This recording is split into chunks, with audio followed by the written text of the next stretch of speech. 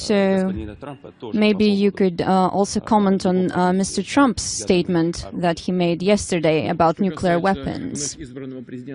As for the newly elected President of the United States, Donald Trump, well, there's nothing new about it. During his election campaign, he said that the US needs to bolster its nuclear capabilities and its armed forces in general. There's nothing new. And to be honest, I'm a bit surprised by the officials of the Obama administration.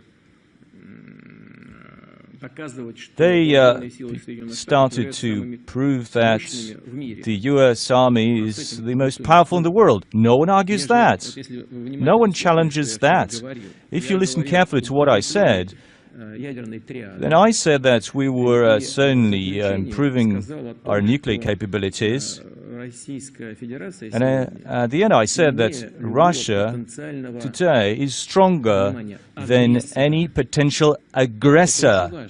It's very important. I used that word, aggressor, and I didn't use that word accidentally. Who is an aggressor? An aggressor is the person who can potentially attack Russia. So we are stronger than any potential aggressor. And I can repeat that statement again. And I said why? Because we upgraded our armed forces, because of our history and geography, and because of the state of our society. So it's a comprehensive situation, a number of factors, and certainly the upgrade in the armed forces, including the improvement of the nuclear capabilities, have a large role to play.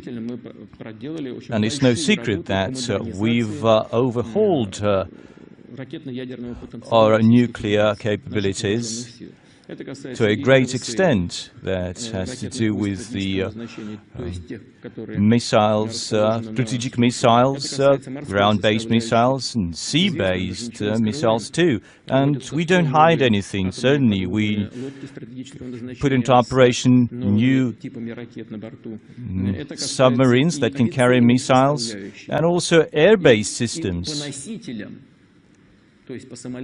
Now, in terms of the aircraft and in terms of strike systems that they have, the missiles, there's been an improvement, but I'd like to reiterate that we act in full compliance with all of our treaties, including with the New START Treaty. I'd like to go back to what I feel is really important. In 2001, the US pulled out of the ABM treaty. This was the cornerstone of all the international architecture of security. We were told back then is that it's not directed against you. Well, as I said, we would have to respond somehow.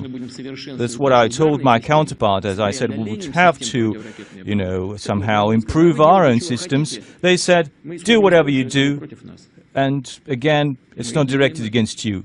Well, that's what we've been doing. Many seem to ignore that, but what is actually happening is what we agreed on by default. Without any papers signed, there's nothing new happening in this area.